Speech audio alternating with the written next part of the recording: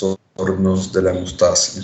Esta, junto con el otro tema de trastornos de la coagulación, son dos temas importantes porque en el diario de vivir como médicos generales se van a encontrar a las dos situaciones. Está por una parte el paciente que sangra y ustedes sospechen que ese sangrado puede ser por alguna anormalidad, ya sea por las diferentes partes que lo componen, o por el contrario, el opuesto, el paciente que hace fenómenos trombóticos, ya sea asociado a cáncer o sin causa conocida o secundaria, en el cual ustedes tienen que hacer un estudio respectivo de este paciente. Entonces, el grupo expositor, por favor, comience.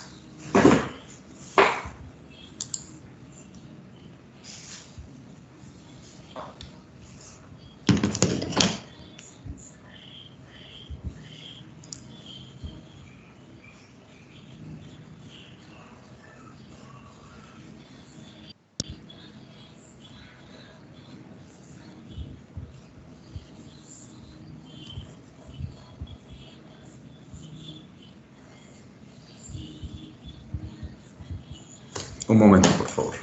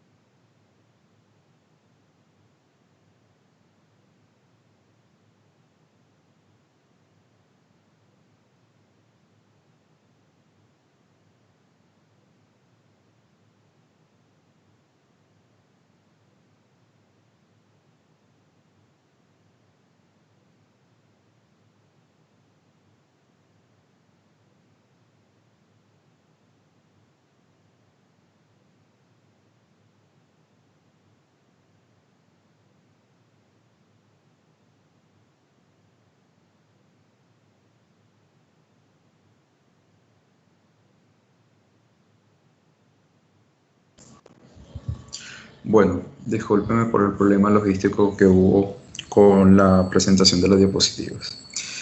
Entonces, lo que sus compañeras les quiere decir en esta diapositiva es que ustedes tienen que diferenciar de un sangrado normal porque el paciente tuvo algún trauma, porque el paciente se cortó, etcétera, a un sangrado que ocurre simplemente espontáneo, un sangrado excesivo, principalmente el que ocurre con la menstruación en el caso de las mujeres y muchas veces pasa inadvertido y la lleva a una anemia ferropénica, o un sangrado después de un daño tisular, es decir, independientemente que ustedes tuvieran que se cortaran y digamos que la lesión fue mínima, debe haber inicialmente la exposición de la agregación plaquetaria, los coágulos de fibrina, los factores de coagulación para detener ese sangrado.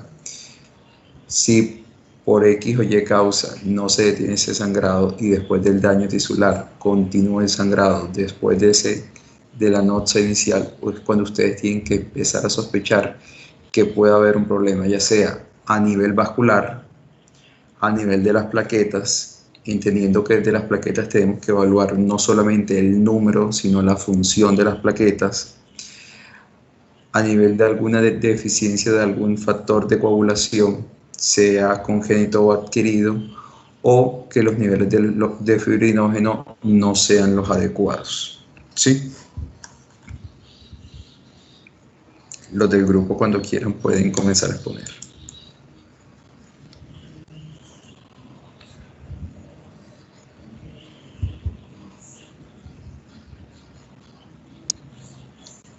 Hola, ¿me escuchan? Adelante, doctora. Hola, ay. Doctor, regálame un momentico, por favor, es que tuve problemas acá para conectarme. Un minutico. Bueno.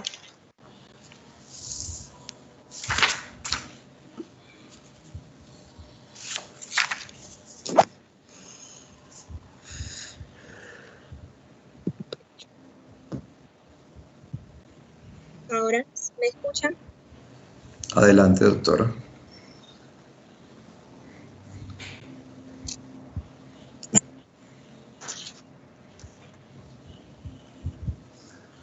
Bueno, los trastornos de la hemostasia se definen como el término hemostasia se refiere al conjunto de mecanismos con los que se controla la pérdida de flujo sanguíneo del organismo. Estos trastornos o deterioros de la coagulación de la sangre pueden ser resultados de defectos en cualquiera de los factores que contribuyen a la hemostasia. Estos defectos se asocian con las plaquetas, los factores de la coagulación y la integridad vascular. Siguiente, por favor. Bueno, aquí en la introducción, cuando un sangrado es espontáneo, excesivo o inicia tiempo después del daño tisular, puede ser consecuencia de algún desorden en el proceso de hemostasia. Este es un proceso complejo en el que interactúan tanto integridad vascular como las plaquetas, factores de la coagulación y la fibrinólisis. Por lo anterior, en el diagnóstico correcto de la causa de la hemorragia es fundamental para un tratamiento adecuado.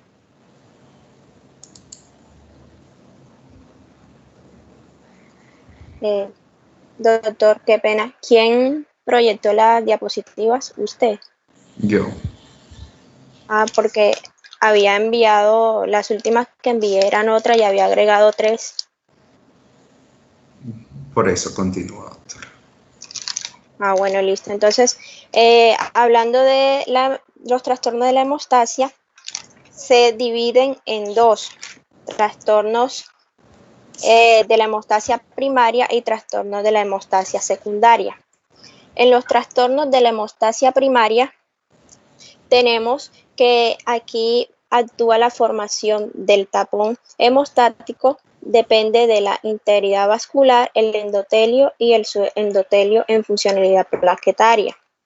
También actúa la vasoconstricción, que quiere decir que cuando se produce una lesión en un vaso, el primer mecanismo para detener la hemorragia es una vasoconstricción local, refleja y luego con la formación del tapón hemostático plaquetario.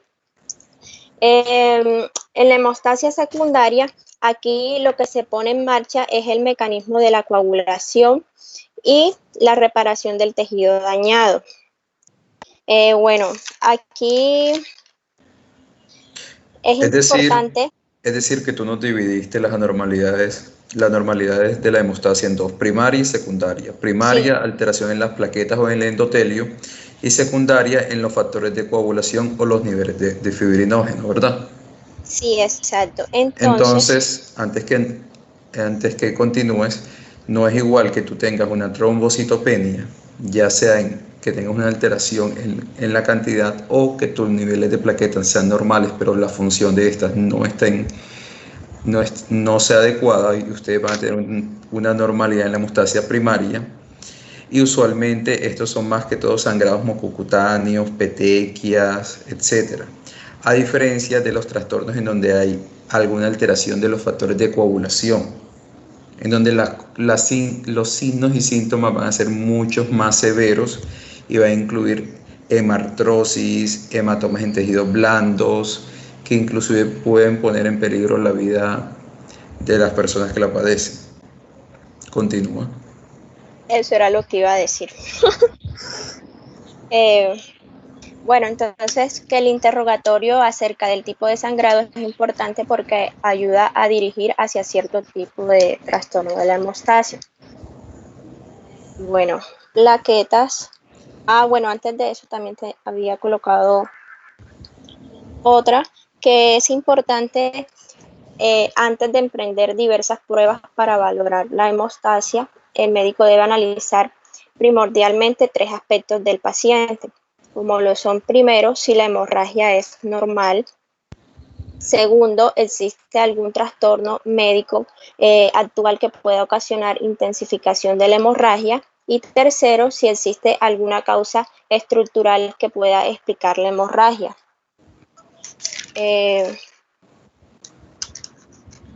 También, bueno, voy a decir algo que me parece que es importante.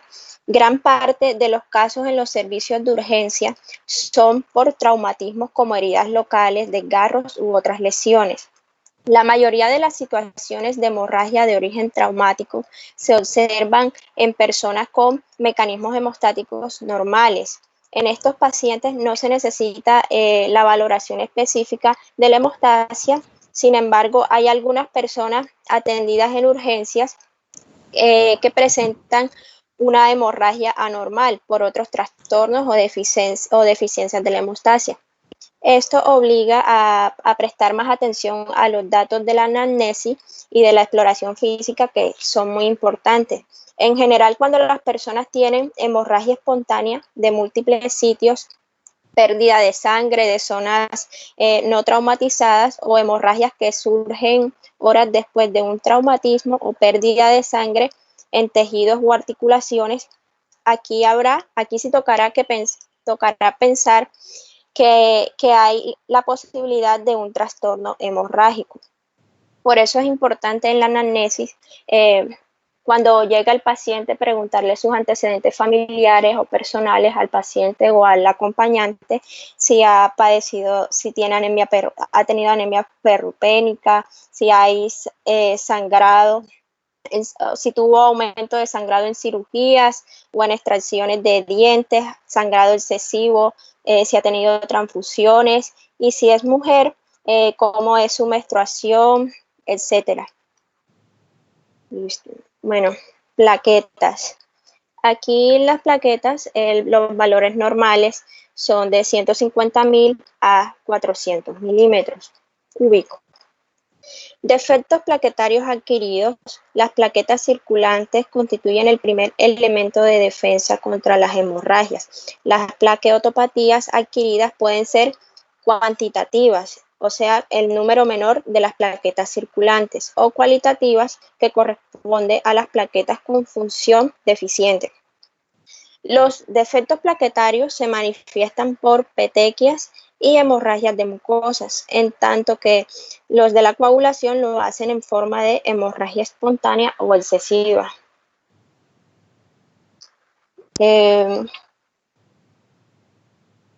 Bueno, aquí hay unos laboratorios básicos para el manejo del trastorno de la hemostasia, que serían, como lo son, una biometría hemática completa, recuento plaquetario, el tiempo de sangrado, el tiempo de la protombina, el tiempo parcial de la tromboplastina activada y el tiempo de la trombina. Estos son los laboratorios más básicos que se harían en este caso. Los resultados de las pruebas junto con los de la valoración clínica permitirán plantear el diagnóstico. ¿Por qué es importante el hemograma en un paciente que sangra? Para valorar las plaquetas. ¿Solamente las plaquetas? No, o sea, las plaquetas para ver cómo está el funcionamiento de los leucocitos y todo eso. Si tú tienes un paciente que tiene que se encuentra con una gingivorragia, Sí.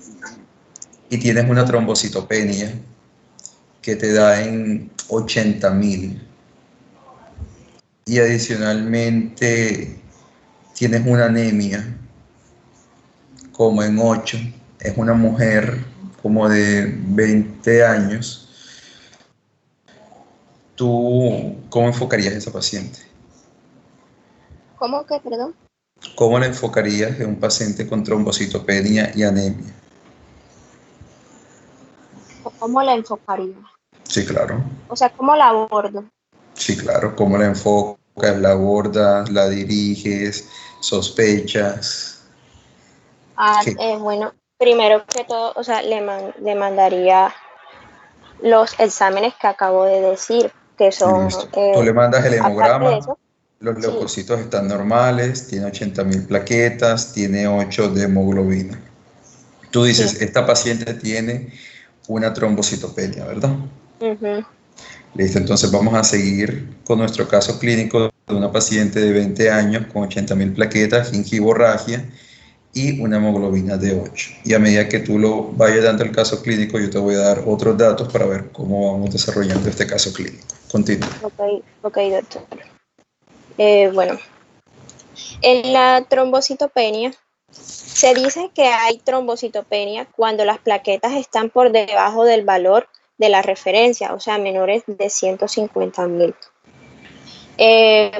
Las causas de la trombocitopenia son heterogéneas, o sea, pueden ser por las infecciones virales, pueden afectar la trombopoiesis por infección directa del megacariocito, también por defectos tóxicos de las proteínas o de las citocinas virales, por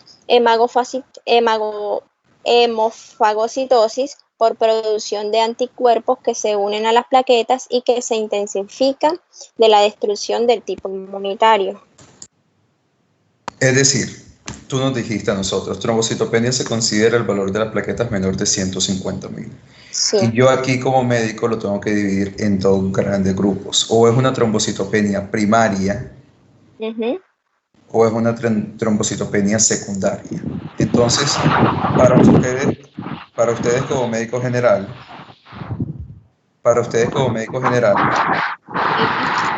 hay un sonido de fondo, por favor, quítenlo. Para ustedes como médico general, siempre que ustedes tengan un paciente con una sola normalidad de la línea celular, sea anemia, trombocitopenia o leucopenia, se estudia diferente que cuando hay varias anormalidades de varias líneas. En este caso, imaginémonos que nuestro paciente solamente tiene trombocitopenia. Ustedes lo dividen en dos, primaria o secundarias. El punto es que ustedes no pueden basarse en que es una trombocitopenia primaria, sino cuando han descartado todas las causas de trombocitopenia secundaria. Y dentro de las causas de trombocitopenia secundaria, que es una lista bastante larga, ustedes tienen que descartar todos los procesos infecciosos, sean bacterianos, sean virales, que el paciente esté séptico, choque séptico, etc. Todo lo que tenga que ver con intoxicación o un perfil inflamatorio que esté ocasionando el consumo de las plaquetas, o por el contrario que se esté produciendo una hemagofagocitosis o que tengan la producción de anticuerpos. Cuando la doctora mencionó la producción de anticuerpos, es cuando ella nos viene a hablar de la púrpura trombocitopénica idiopática. ¿Verdad, doctor? Sí, doctor. Que es la que tú no vas a hablar. Dale, continúa. Sí. Entonces, esto que le había dicho la doctora era lo que anteriormente veníamos hablando. Doctora, usted y yo vamos exponiendo simultáneamente. Ustedes tienen ¿Cómo? que Perdón. pensar, usted y yo vamos exponiendo simultáneamente. Ok. Entonces, ustedes tienen que pensar, ¿será que yo tengo una disminución en la producción de plaquetas? Y es ahí donde ustedes tienen que saber o recordar lo que les explicó Pablo en la clase anterior, en donde el proceso de hematopoiesis se da a nivel de la médula ósea en la persona adulta, y ya sea que haya una infiltración de un tumor, llámese linfoma, o una infección que inclusive puede ser el parvovirus que anteriormente habíamos mencionado, o la misma afectación a nivel de la médula ósea por infecciones virales, los fármacos, o el paciente haya tenido un tumor sólido y se haya sometido a radioterapia, o unas deficiencias de vitaminas que no solamente alteran la producción de leucocitos y no solamente provoca una anemia macrocítica, también puede producir una alteración en las plaquetas, aunque esto es menos común. Adicionalmente, tengo que pensar, no hay nada que me esté afectando la disminución de la producción de plaquetas. Ahora yo voy a ver, ¿será que mis plaquetas se están consumiendo o se están destruyendo? Entonces ahí es cuando yo tengo que pensar, ¿será que yo tengo un proceso autoinmune que me está causando la trombocitopenia? Ya sea que tenga una anemia autoinmune que también esté generando anticuerpos contra las plaquetas, que se conoce como síndrome de Evans, o tengo una púrpura trombocitopénica trombótica, que es la generación de anticuerpos contra las plaquetas, o tengo algo que se llama microangiopatía trombótica, que en las microangiopatías trombóticas, que más adelante las vamos a desglosar, tranquilos, están 3 escenarios: la púrpura o la PTI, está el SHUA, que es el síndrome hemolítico urémico, el SHU, que es el síndrome hemolítico urémico, y el SHUA, que es el síndrome hemolítico urémico atípico. Estas 3, la púrpura trombocitopénica trombótica y el síndrome hemolítico urémico típico o atípico, se caracterizan por una anemia microangiopática. Y esta anemia microangiopática es que hay una destrucción de los glóbulos rojos a nivel de los vasos que está provocando una anemia hemolítica, ¿verdad? Y esto, junto con el consumo de plaquetas, precisamente por todo el trastorno a nivel de los vasos que hay con la liberación y activación de la cascada de coagulación, nos lleva a consumo de las plaquetas. O por el contrario, el paciente sufrió un trauma, un sangrado severo, una sepsis, todo lo que nos llevó a un consumo de los factores de coagulación, y tiene una coagulación intravascular diseminada en que nuestras plaquetas se están consumiendo.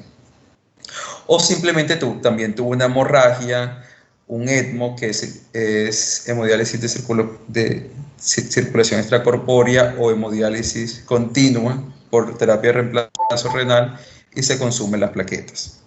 Adicionalmente, siempre interroguen en un paciente que tenga trombocitopenia la presencia de hepato y esplenomegalia, principalmente porque la hepatoesplenomegalia, junto con otros datos del hemograma y de la edad del paciente y del sexo, nos pueden hacer enfocar a la patología hematológica o oncohematológica de nuestro paciente. Ejemplo, una paciente de 5 o 6 años con hemoglobina de 5 o 6, que tiene una crisis de dolor, ustedes palpan el vaso, tiene una esplenomegalia, ustedes le hacen el hemograma, adicionalmente tiene una trombocitopenia, puede haber un secuestro esplénico por la misma fisiopatología de la anemia de célula falciforme. Entonces, ¿qué les quiero decir con esto? El enfoque de una trombocitopenia no es fácil. En un examen como el hemograma, que es un examen que hacemos todos los días a nuestros pacientes, creo que es el examen que más realizamos en el servicio de urgencias, ustedes pueden hacer una cantidad de diagnósticos que muchas veces no nos imaginamos, y siempre tenemos que desglosar según el género, la edad, el cuadro clínico y los hallazgos del hemograma, junto con otros laboratorios complementarios que dependerán de lo que nosotros estemos sospechando. Resumen, siempre pensar primaria, secundaria, descartar todos los secundarios, infecciones, fármacos, afectación de la médula ósea, etc. Y por último, pensar en las partes primarias de la trombocitopenia. Doctora, ¿vas a agregar algo más? No, doctor. Ok, listo. Continúo. Bueno, Entonces, aquí en la fisiopatología de la trombocitopenia adquirida, tenemos como el mecanismo y los cuadros clínicos con los que aparece. Entonces, como una disminución de la producción de las plaquetas, en el cuadro clínico podemos ver la infiltración de la médula ósea por un tumor o infección, infecciones por virus, ya sea la rubéola, el VIH, hepatitis C, entre otros. También por fármacos, radiación, hipovitaminosis B12, deficiencia del folato o ambos cuadros. Con mayor destrucción plaquetaria, Doctora, trombocitopenia, eso ya lo dije. lo que usted dijo. Estamos en la siguiente diapositiva por eso. Ah, bueno, como no me lo dijo. Continúa. No veo nada.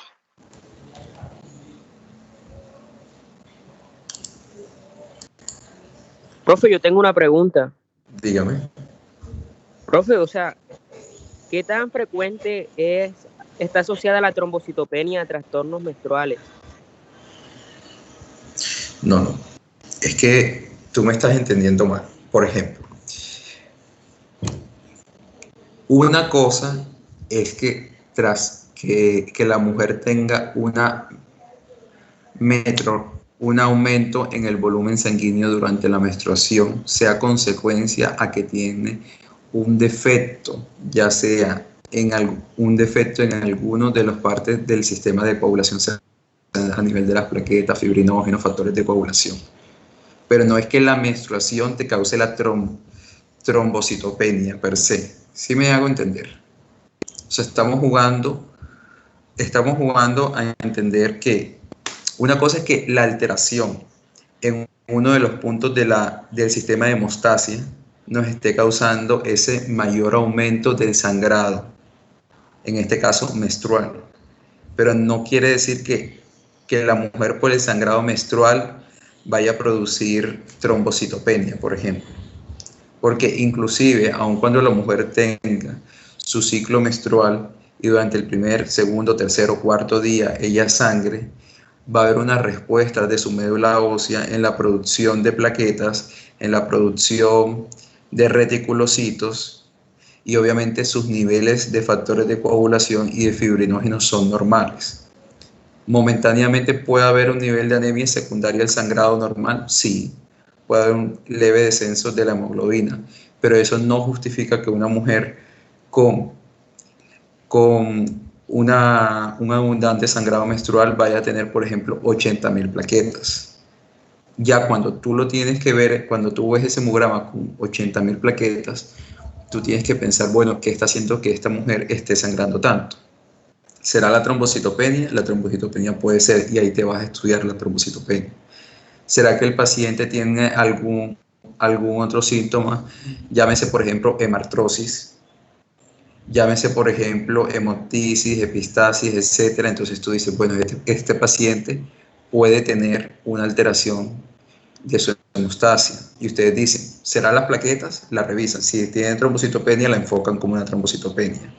Le hacen TP y TPT, y según eso miren qué está más afectado, la vía extrínseca, la vía intrínseca. Si el TPT está prolongado, ustedes dicen, bueno, ¿será que él, por ejemplo, tiene una enfermedad de von Willebrand? ¿Será que tiene alguna deficiencia de algún factor en particular? ¿Será que tiene alguna hemofilia A o B? Entonces, eso es lo que vamos a ir realizando durante la clase, esos enfoques sistemáticos para que ustedes, a partir de un síntoma, sea, así como tú lo dijiste, un sangrado abundante, sea petequia, sea epistasis, sea una hemartrosis, ustedes lleguen a su diagnóstico base de qué es lo que está pasando en el trastorno de la hemostasis. Doctora, ¿ya te ubicaste con la diapositiva o quieres que yo continúe? Doctor, no, es que no la puedo ver. ¿No lo puedes ver? No me sale proyectada. ¿Y las demás, sí lo ven?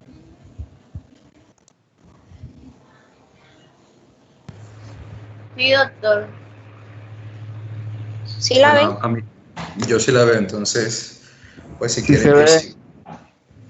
Si quieres yo sigo porque también no podemos hacer lo que estamos haciendo de ir por momentos diferentes. Entonces, lo que la doctora les había dicho anteriormente ya habíamos hablado de las causas de la trombocitopenia, ¿verdad? Y habíamos dicho que ya sea la disminución de la producción, mayor destrucción, pérdida o secuestro, todas estas causas ustedes los tienen que ver.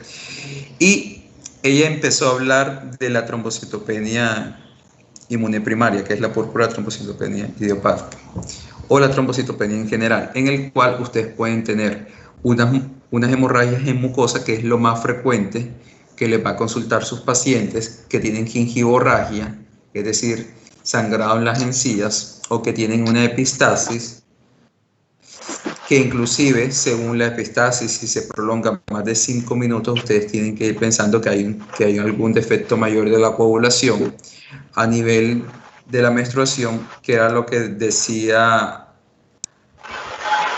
su compañero anteriormente, o por el contrario, hemostisis, hematuria o hematoquesia. Ya cuando ustedes tienen hemartralgias, que son sangrados espontáneos a nivel de la coagulación, ustedes siempre tienen que relacionarlo con hemofilia.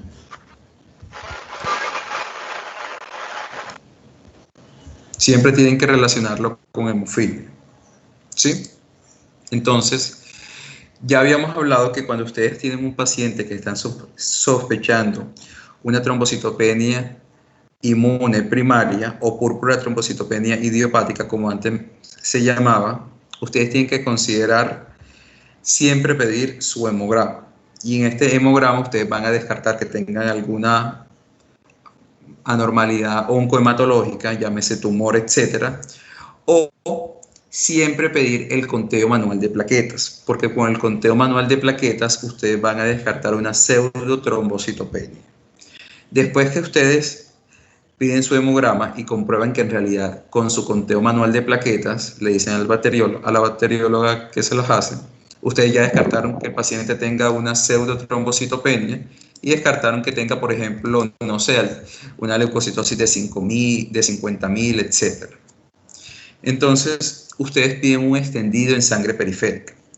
El extendido en sangre periférica es bastante valioso porque te analiza tanto la línea roja, es decir, los eritrocitos, la línea blanca, los leucocitos y las plaquetas, ¿verdad? En la línea roja, un extendido en sangre periférica te puede decir presencia de esquistocitos. Si tienen un papel, apunten la palabra esquistocitos, porque la presencia de esquistocitos junto con un paciente que desarrolla anemia ya te va haciendo pensar que tú tienes una microangiopatía trombótica, es decir, una anemia hemolítica microangiopática, los esquistocitos. Igualmente en la línea blanca, cuando ustedes ven los leucocitos y ven blastos, ya ustedes empiezan en los procesos oncológicos. Y en el extendido de sangre periférica, siempre tenemos que ver la morfología de las plaquetas y las otras líneas celulares, ¿verdad? Entonces ya hicimos nuestro hemograma, hicimos nuestro extendido de sangre periférica. Ahora bien, en el caso de la trombocitopenia inmune primaria, que es una causa autoinmune, ya sea primaria o secundaria, siempre tenemos que descartar las causas secundarias. Es decir, la causa primaria es la destrucción de las plaquetas por un estímulo desconocido, pero la causa secundaria es que se esté provocando una trombocitopenia inmune o una púrpura trombocitopénica por ejemplo, el paciente tenga una enfermedad autoinmune, llámese lupus eritematoso sistémico, que esté causando la trombocitopenia, un síndrome antifosfolípido, es decir, cualquier patología autoinmunológica que pueda afectar el conteo plaquetario. Entonces, es ahí donde sus compañeros les traen un algoritmo de Harrison, que es básicamente lo que nosotros habíamos dicho anteriormente. Si tienen una sospecha de trombocitopenia, ustedes piden su hemograma y ven cómo se encuentran la hemoglobina y los leucocitos. Si estos se encuentran anormales, ustedes están sospechando de una bicitopenia o pancitopenia, y ya les dije que además de ser el enfoque diagnóstico de las anemias, teníamos que ir a hacer una aspiración y biopsia de médula ósea. En la aspiración y biopsia de médula ósea vamos a hacer nuestro mielograma, vamos a hacer nuestra citometría de flujo, vamos a hacer nuestro citogenético y otros estudios para diagnosticar qué nos está causando la bicitopenia o la pancitopenia, si es un cáncer, si es una leucemia, si es un linfoma, etc. ¿Verdad? Pero si la hemoglobina y los leucocitos son normales, hacemos nuestro frotis en sangre periférica y nuestro conteo manual de plaquetas. Ahora bien, vemos si los pacientes tienen esquistocitos, que son los eritrocitos fragmentados, podemos pensar que el paciente puede tener su anemia microangiopática. Si los eritrocitos y las plaquetas son normales, hay que ver, ¿será que el paciente tiene algún fármaco que, por ejemplo, se asocie con trombocitopenia? Porque lo puede tener. ¿Será que el paciente tiene algún proceso infeccioso o está séptico y eso es lo que le está causando la trombocitopenia? ¿Será que el paciente tiene trombocitopenia autoinmune primaria o idiopática? Que también lo puede ser. Y realmente la trombocitopenia congénita es muy, pero muy rara. Entonces, aunque no son causas comunes, la trombocitopenia inducida por fármacos, pues a excepción de la inducida por heparina, que se presenta más de lo que querríamos, siempre tenemos que descartar las diferentes causas de trombocitopenia cuando tenemos un paciente con esta afección, principalmente los que se encuentran con algún sangrado que puede exponer la vida de nuestro paciente. Por ejemplo, tenemos el caso de la trombocitopenia inducida por los heparinas, en el cual se genera una producción de anticuerpos que provoca la eliminación acelerada de las plaquetas, ¿verdad? En este caso, nos dicen fármacos que originan la trombocitopenia o disminuyen la función plaquetaria. Tenemos que saber o diferenciar que obviamente todo paciente que utilice ácido acetilsalicílico, AINES o inhibidores de la glicoproteína 2B o 3A como el clopidogrel, en un paciente que tenemos trombocitopenia y sangrado, ya sea gingivorragia o hematuria, debemos considerar el paciente realmente necesita ese ácido acetilsalicílico, ese clopidogrel. Entonces, digamos que esta es una decisión mucho más individualizada. No es lo mismo una viejita que fue a consulta por su médico general, que es hipertensa, y que la médico general le mandó ASA, que no tiene ninguna cardiopatía, y los abuelitos de que por sí están predispuestos a sangrar, con el consumo de ASA, ustedes le encontraron plaquetas, no sé, en 80.000, 70.000 y estaba consumiendo ASA, ustedes le retiran el ASA automáticamente. Quiero recordarles que el uso de ácido acetilsalicílico, ASA-ASA-WIN, no tiene indicación en prevención primaria. Es decir, un paciente hipertenso, un paciente diabético, un paciente con enfermedad renal crónica, ustedes no le deberían dar ASA como prevención primaria.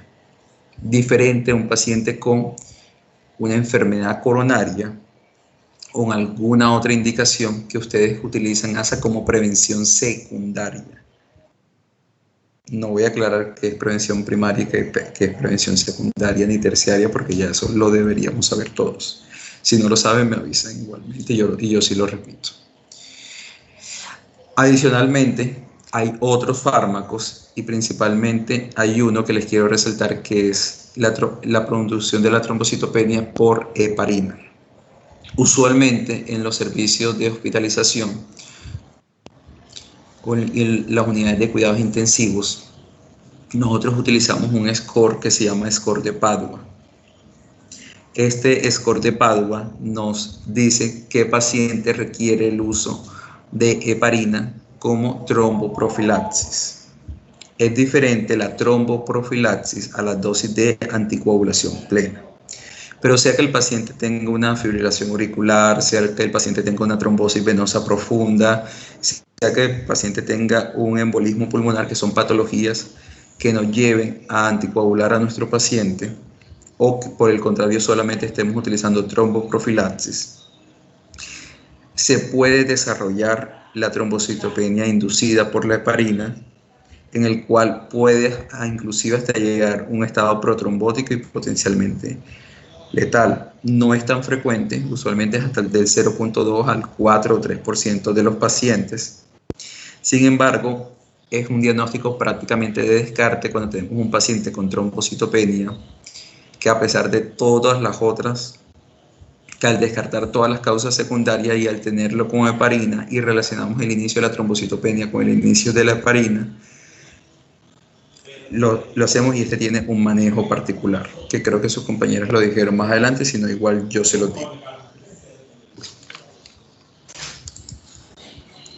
Entonces, así como lo dice aquí, que está la diapositiva, la trombocitopenia inducida por la heparina, hay de dos tipos, está la tipo 1 y está la tipo 2.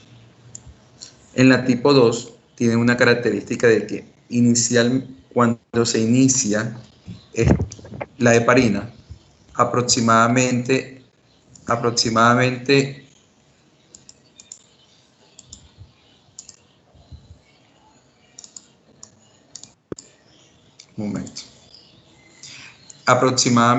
a los 5 o 14 días es que empieza, del inicio de la heparina, es que empieza a producirse la trombocitopenia. Y la patogénesis de esto, así como ustedes lo ven en la imagen, es la producción de anticuerpos contra un complejo que se forma entre el factor plaquetario 4, que está ilustrado en la imagen como PF4, y la heparina. Esos anticuerpos que se forman contra ese complejo, el factor plaquetario 4 con la heparina, van a llevar a la trombocitopenia. Sin embargo, a pesar de que el paciente por la trombocitopenia puede estar sangrando, estos pacientes, principalmente en la trombocitopenia inducida por heparina tipo 2, tienen episodios de trombosis. Es decir, tú tienes trombocitopenia y trombosis. Y esta trombocitopenia moderada severa y los episodios de trombosis puede llevar inclusive a la muerte de nuestro paciente. Por eso es que en esta trombocitopenia, que se lo repito, a partir de 5 días, a los 14 días aproximadamente del inicio de la heparina, ustedes deben suspender la heparina inmediatamente y darle otro tipo de anticoagulación. ¿Cuáles son otro tipo de anticoagulación? Los que encontramos disponibles en Colombia. Están los inhibidores de factor 10A como el fondaparinox, que es una heparina. El punto es que no se encuentra ampliamente disponible en nuestro medio, además de que tiene un costo mucho mayor que la dalteparina y la enoxaparina, pero sin embargo la tenemos disponible y si tenemos un paciente que en realidad requiera tromboprofilaxis o que si requiere anticoagulación, se puede utilizar. ¿Sí?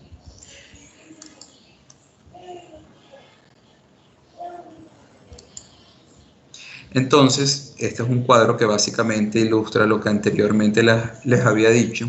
La tipo 2, que tiene una tasa de mortalidad bastante alta, si no se interviene a tiempo, Disculpe. Dígame. Ese era mi turno, pero no sé si usted va a seguir exponiendo o no nos ha dicho nada. No, dale, continúa. Bueno, como sabemos, estaba explicando el profesor que la trombocitopenia inducida por heparina es un estado protrombótico, es decir, toda situación en la que existe la posibilidad de desencadenar ya sea la formación de coágulos de sangre. Bueno, encontramos dos tipos, está la tipo 1 y la tipo 2. La frecuencia de esta en la tipo 1 es que va a ser del 20% y en la tipo 2 va a ser del 5%. El inicio será de 1 a 4 días en la tipo 1, mientras que en la tipo 2 será de 5 a 14 días. En la patogenia, en la tipo 1 se dará por agregación inducida por heparina con anticuerpos ausentes, mientras que en la tipo 2 los anticuerpos estarán en contra del complejo PF4, heparina, que es el factor 4 plaquetario, que esta viene siendo la proteína cargada positivamente que se encuentra en los granulomas de las plaquetas. Es por eso que la patogénesis de la tipo 2, como se necesita la producción de estos anticuerpos, el tiempo desde el inicio de la heparina es mucho mayor, 5 días, versus la tipo 1, en donde hay ausencia de anticuerpos y lo que hay es una agregación inducida por la heparina, y por eso esta inicia tan reciente como el inicio de la heparina, desde el primero o segundo día.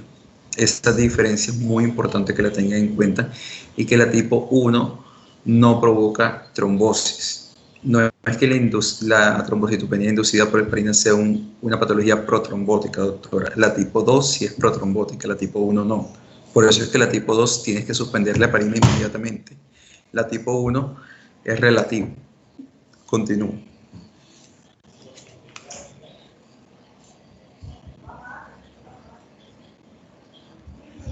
Doctora, continúa.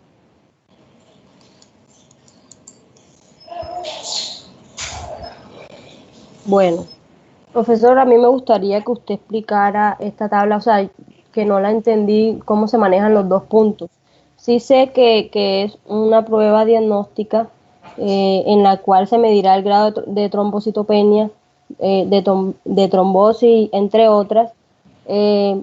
Esta será un sistema de puntuación para establecer la probabilidad de trombocitopenia inducida por heparina.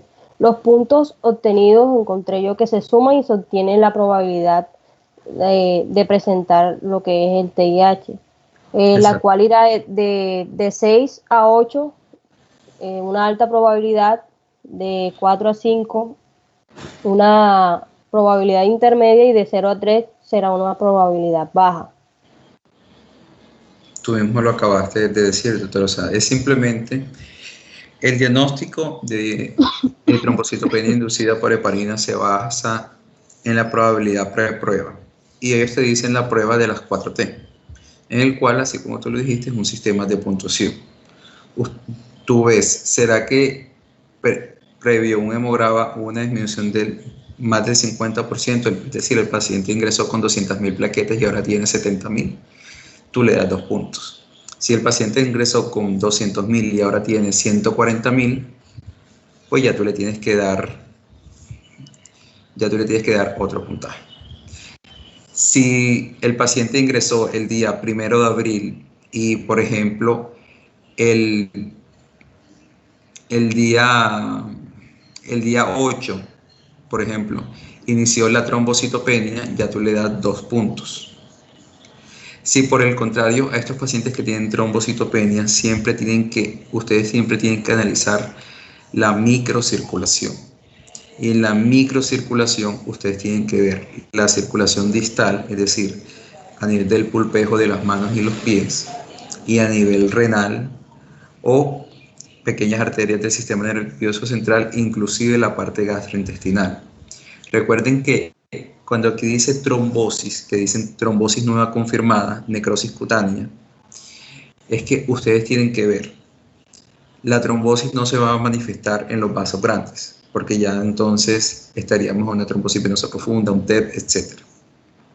Sino que ustedes tienen que ver el pulpejo de sus manos y de los pies para ver si tienen cianosis o una alteración que indica que una trombosis de los pequeños vasos y una alteración en la entrega de oxígeno, los cuales se van a evidenciar con un llenado capilar prolongado, cianosis periférica, etcétera, etcétera, etcétera. Igualmente, si ocurre una trombosis, ya sea a nivel renal, aunque no es muy común, puede haber una agudización de su función renal. El dolor abdominal, que muchas veces pasa desapercibido, puede ser secundario a una isquemia mesentérica, secundario a procesos de trombosis. Y obviamente la probabilidad de otras causas, si tú al descartar todas las otras causas de trombocitopenia inducida por heparina, ya las descartaste, te da 2 puntos, lo cual te aumenta la probabilidad pre-prueba. Entonces, así como tú lo dijiste, si ustedes tienen una sospecha de trombocitopenia inducida por heparina, ustedes tienen que hacer la probabilidad. Entonces, ustedes dicen, no, yo hice mi preprueba de las 4T y el paciente realmente no tuvo un descenso mayor de las plaquetas, no está relacionado con el inicio de la heparina, de pronto está un proceso séptico, es decir, tiene una probabilidad baja. Yo creo que la trombocitopenia inducida por heparina, así como lo ilustra la gráfica, es muy poco probable.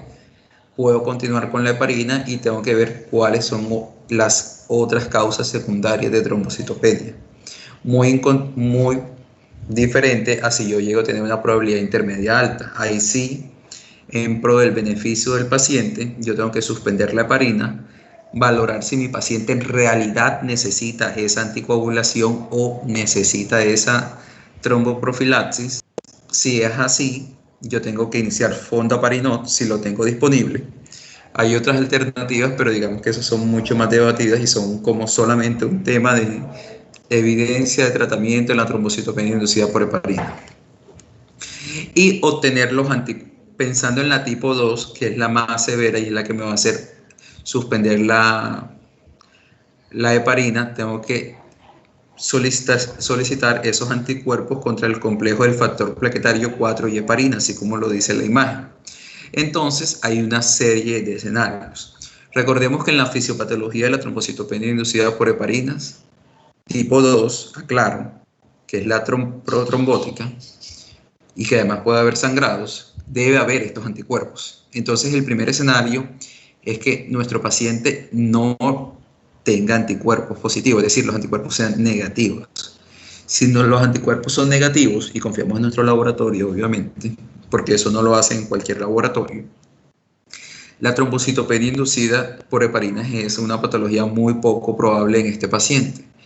Aquí otra vez tendríamos que, a pesar de una probabilidad clínica intermedia alta en la preprueba, revalorar todas las causas secundarias, hacer una revisión exhaustiva de nuestra historia clínica, de los antecedentes personales, etcétera, de los otros fármacos que muy pocas veces causan trombocitopenia, pero en nuestro paciente la puede estar causando, y enfocar por esa parte. Si por el contrario los anticuerpos son positivos, entonces hay tres escenarios. Si son débilmente positivos y la probabilidad es baja, es poco probable. Nosotros tenemos que considerar otros diagnósticos, sin embargo, no descartamos. Recordemos que la trombocitopenia inducida por heparina muchas veces puede ser un diagnóstico de descarte. El tercer escenario es que sean débilmente positivos, pero sea una probabilidad alta. Hay que confirmar nuestro diagnóstico con un ensayo funcional.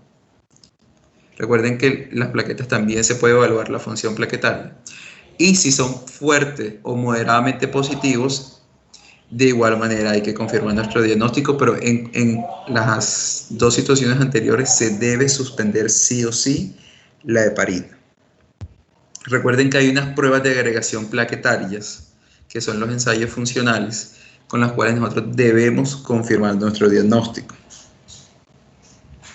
Y aquí obviamente se puede utilizar el fondaparinot, y posteriormente, cuando el paciente tenga mayor de 150.000 plaquetas. Otra cosa importante que no se los había mencionado es que si tú tienes una trombocitopenia inducida por heparinas, tú le retiras la heparina que le está causando aparentemente la trombocitopenia. Digo aparentemente porque todavía no le hemos confirmado.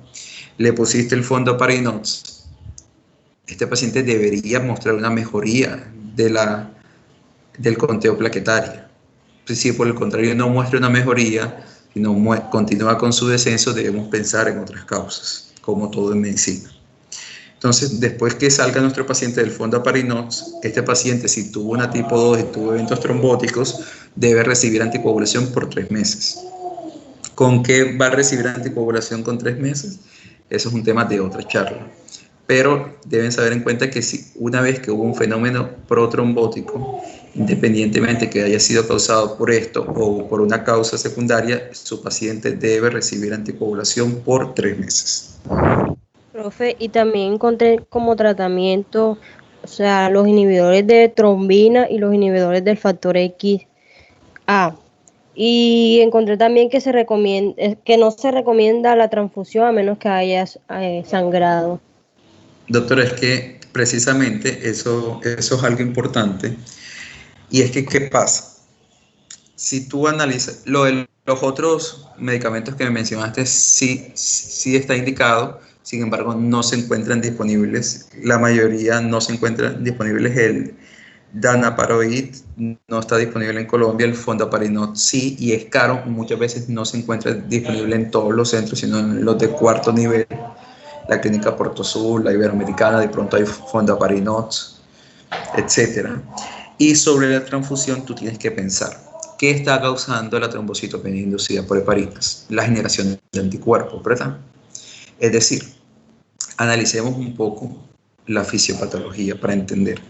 Si tu cuerpo normalmente produce plaquetas y en la trombocitopenia inducida por heparinas no está alterada la producción de tus plaquetas porque tus megacariocitos están produciendo plaquetas y esas plaquetas están saliendo al torrente sanguíneo, lo que pasa es que esas plaquetas están siendo neutralizadas por la producción de anticuerpos. Es decir, tú lo que tienes que hacer aquí es quitarle ese estímulo, que en este caso es la heparina, que está induciendo la producción de esos anticuerpos contra el factor plaquetario 4 con la heparina. Si tú por X o Y razón le llegas a transfundir plaquetas y el paciente no lo requiere, tú estás exponiendo un mayor número de plaquetas para que se adicionen, y no le has retirado la heparina, para que se le adicione a las moléculas de heparina y van a haber mayor unión de los anticuerpos contra estos complejos y va a producir mayor episodios de trombosis. Es decir, mientras que no se necesite la transfusión, el paciente no se la aplica. Y hay que evitarlo realmente. ¿Sí? Hasta ahí todo claro sobre la trombocitopenia inducida por heparina. Hasta ahora en su mente tiene que quedar algo claro. Cuando ustedes tienen biopancitopenia, hay que pensar o dirigir nuestra mirada hacia qué está pasando en la médula ósea. Si solamente tienen trombocitopenias, primaria y secundaria. Secundaria, descartar todas las causas. Causas comunes secundarias en medicamentos antiplaquetarios como el ASA, clopidogrel, ticagrelol, etcétera, medicamentos para insuficiencia venosa, medicamentos mucho más raros, pero siempre pensar en la heparina, que es un medicamento común. En la trombocitopenia por heparina, siempre hacer la prueba pre-test de las 4 test, principalmente pensando en la trombocitopenia inducida por heparina tipo 2. Y cuando lo dé, por lo menos pensar en eso. Es muy poco probable que ustedes en 1 año, 2, 3 recuerden este flujograma. Sin embargo, si en su mente se queda que ustedes tienen que pensar en esa patología cuando tengan un paciente con trombocitopenia y buscar para recordar el flujograma, no se les va a olvidar. O por lo menos tienen más acceso a recordarlo en ese momento cuando tengan su paciente. Bueno. Existen otras causas de trombocitopenia que muchas veces es la más común. Bueno, continúa, doctora.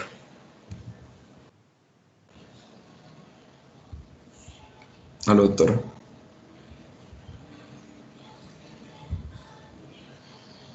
Doctora, continúa. Exactamente. Existen otras causas como las causas por infecciones. Muchas infecciones virales o bacterianas causan trombocitopenia y son la causa no iatrógena más frecuente de este trastorno y puede no acompañarse de CID, que es la coagulación intravascular diseminada, el cual es un síndrome clínico patológico que complica otras enfermedades. Se caracteriza por la activación de vías de la coagulación que ocasiona la formación de coágulos de fibrina consumiendo las plaquetas y los factores de coagulación. Estas infecciones pueden afectar la producción y la supervivencia de los trombocitos. Exactamente, doctora. Tú lo que nos estás diciendo ahí es que cualquier proceso infeccioso por la producción de citocinas y la inflamación sistémica puede activar la cascada de coagulación, produciendo no solamente el consumo de los factores de coagulación y fibrinógeno, que nos va a llevar a una patología que es la coagulación intravascular diseminada, sino que también causando trombocitopenia. ¿Sí? E igualmente está la inmunitaria y la trombótica. Exactamente. Bueno, entonces, continúa, doctor. Bueno, la púrpura trombocitopenia inmunitaria, bueno, este viene siendo el trastorno adquirido mediado por mecanismos inmunitarios en los cuales, y de forma típica, el número de plaquetas circulares disminuye a concentraciones muy pequeñas. Esta enfermedad va a ser digamos, consecuencia de la intervención, a consecuencia de la intervención de anticuerpos antiplaquetarios que atacan las glucoproteínas superficiales de los trombocitos. Esta se va a clasificar en primaria o idiopática y secundaria. La primaria, que puede ser o puede aparecer en cualquier edad, excepto en edades de 30 a 60 años en las que se observa predominio en las mujeres. También el signo inicial más frecuente es la erupción petequial, entre otras. Y también la Bien. ¿qué se llama? Menorragia en mujeres de edad de procreación, profesor. Entonces, algo importante, se escucha demasiado ruido de fondo.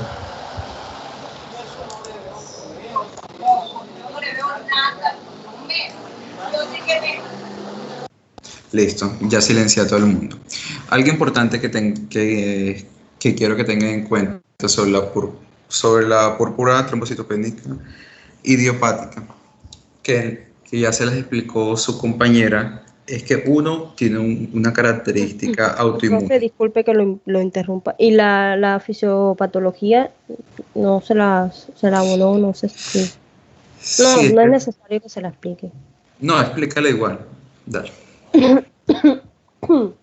Bueno, en la inmunitaria, esto se va a dar por el desbalance que ocurre en la destrucción aumentada de plaquetas, y su deficiente producción se traduce en la presencia de trombocitopenia.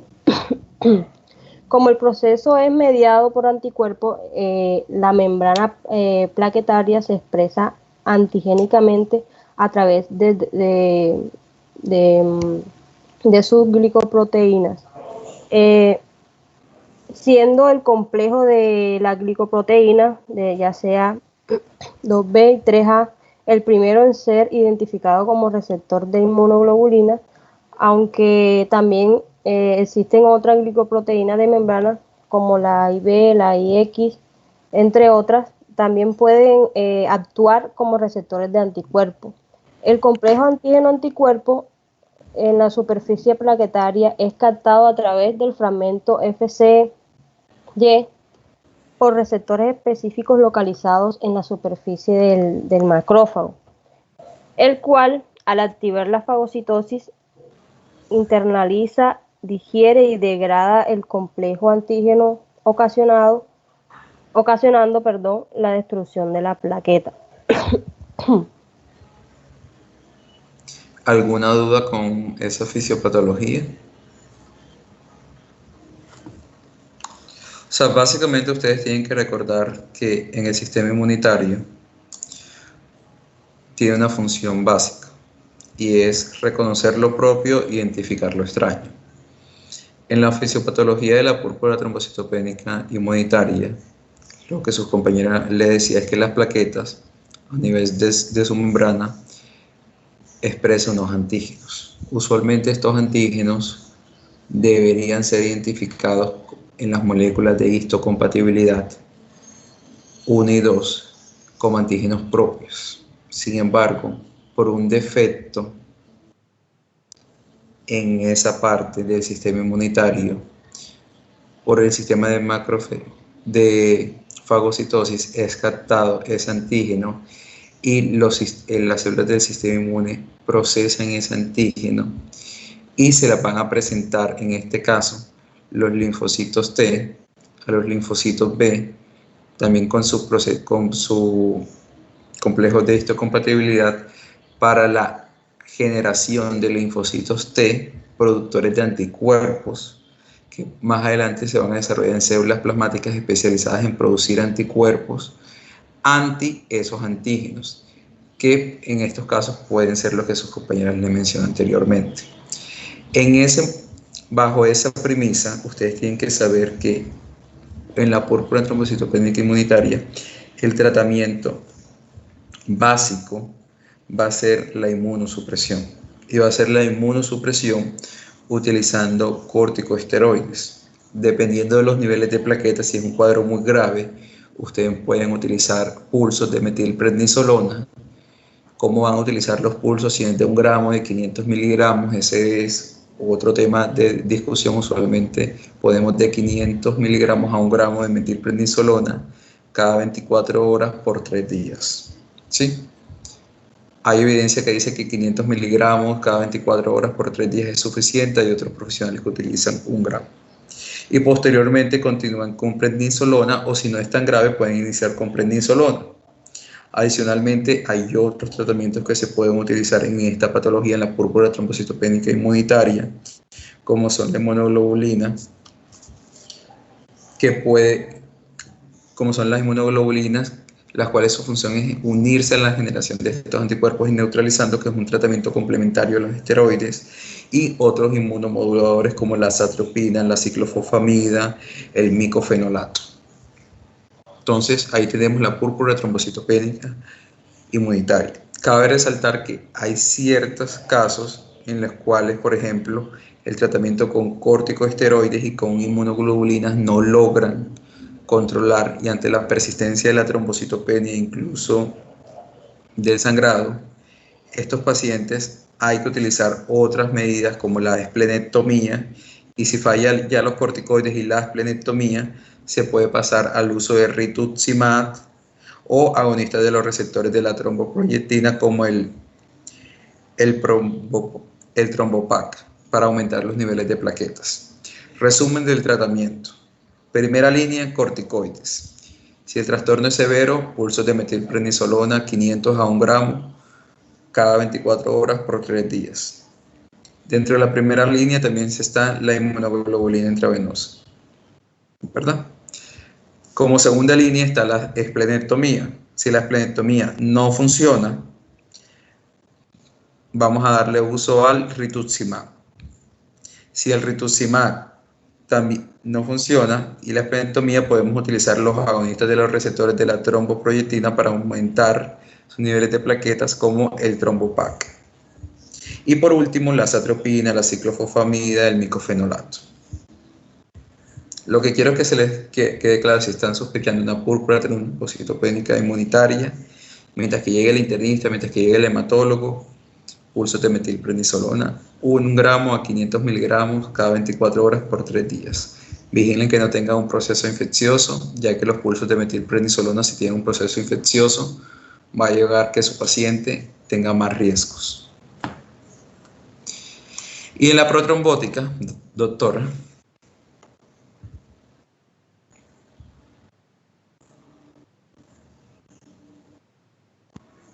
Doctora. Doctor, es que esa no era la imagen, pero igual, como estaba en Diga. la otra, la había cambiado. Ok. En la protrombótica va a ser dependiente. Lo que les dice esa imagen es que hay algo que ustedes tienen que saber, que es el factor de von Willebrand, ¿verdad? Exactamente. Hay unos cuerpos que están ilustrados en morados, que son los cuerpos de Weibel-Palade, que secretan estos factores que estimulan el aumento de estos factores de von Willebrand. A nivel normal, en la hemostasis normal de nuestro cuerpo, este factor de von Willebrand es importante para la cascada de coagulación. Sin embargo, hay una proteasa que está identificada ahí, que es el Adams 13. El Adams 13 se encarga de escindir los factores de von Willebrand. Esto es importante cuando más adelante hablemos de las microangiopatías trombóticas, porque lo que les dice la imagen B es que hay ciertas patologías, como la púrpura trombocitopénica trombótica, en el cual hay una deficiencia de este factor de von Willebrand, de este enzima ADAMS3.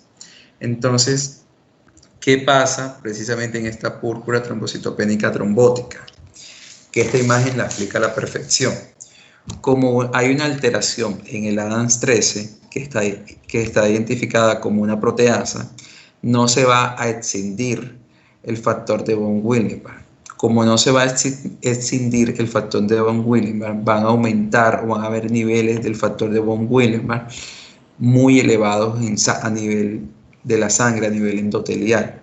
Esto va a permitir que se dé esa agregación plaquetaria y se va a formar ese estado trombótico, precisamente porque como no está el Adams 13, se aumentan los niveles de factor de von Willebrand, se da la agregación plaquetaria y se dan los fenómenos trombóticos. Esta es la fisiopatología de una de las 3 principales formas de microangiopatías trombóticas, que es la púrpura trombocitopénica trombótica, que más adelante la vamos a ver. Entonces, ya habíamos hablado.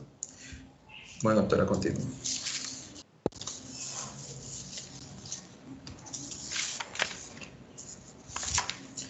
Doctora.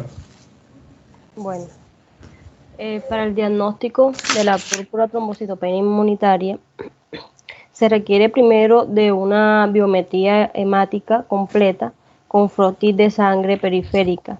Esto para descartar la pseudotrombocitopenia y otras anormalidades de esta sugerentes de la enfermedad hematológica, de otras enfermedades hematológicas.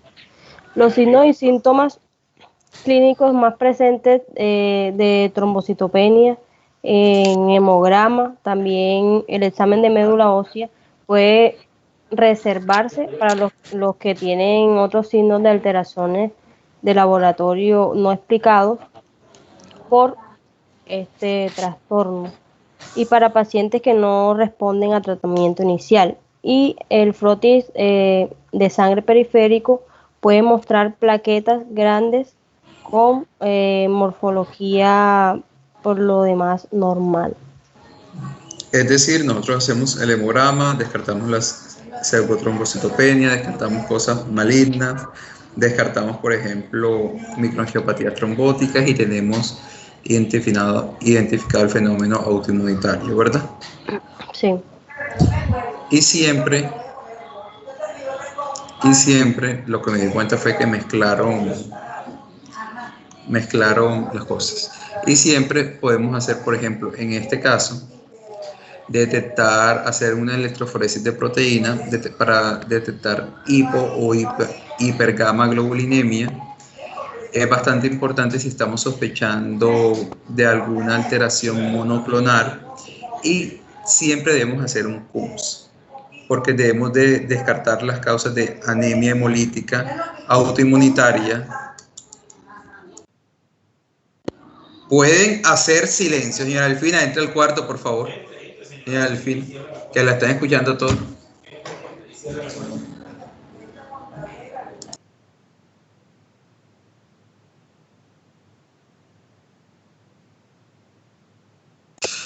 Listo. Y siempre cuando tenga un paciente con trombocitopenia, más si tienen anemia, realizarle la prueba de CUMS directa para descartar que tenga una anemia hemolítica autoinmunitaria y una trombocitopenia autoinmunitaria que se conoce como síndrome de Evans. Y el síndrome de Evans es bastante común en los pacientes por ejemplo, con lupus eritematoso sistémico. Listo, entonces eso es lo que más o menos un resumen de lo que ustedes pueden hacer. En la trombótica, cuando ustedes tengan una anemia hemolítica y trombocitopenia, lo que primero ustedes tienen que hacer es ver si esa anemia hemolítica es autoinmune o no es autoinmune. Es decir, ustedes hacen una prueba de CUMS. Si el CUMS da positivo, ustedes tienen una anemia hemolítica autoinmune. Y con la trombocitopenia, ustedes pueden hacer anticuerpos, medir los anticuerpos contra las plaquetas o no, y diagnostican su síndrome de Evans, que es una anemia hemolítica autoinmune con trombocitopenia autoinmune también. Si el CUMS te da negativo, ustedes dicen, bueno, yo tengo una anemia hemolítica no autoinmune, ¿verdad? y no hay esquistocitos, y ustedes tienen que considerar ahí si hay esquistocitos o no hay esquistocitos.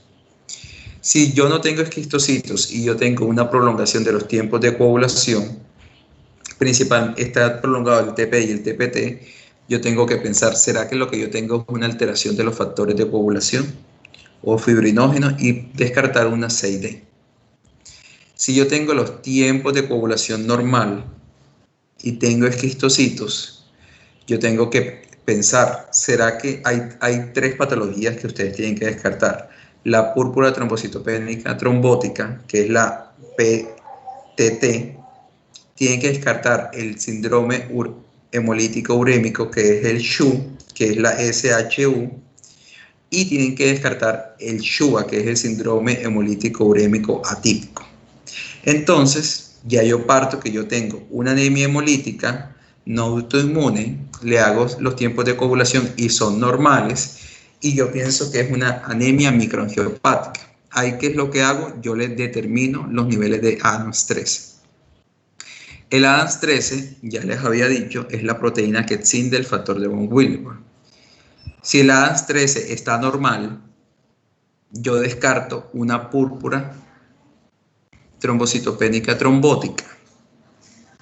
Si el Adams 13, por el contrario, está bajo, yo digo, el Adams 13 está bajo, por lo tanto no se escindía bien el factor de von Willebrand, esto era lo que me causaba el efecto trombótico. Yo tengo una púrpura trombocitopénica trombótica, en donde el tratamiento es plasmaféresis.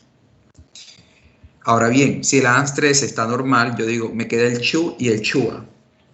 El SHU es causado por una toxina de la E. coli, la toxina Chiga. Esta toxina Chiga yo la mido.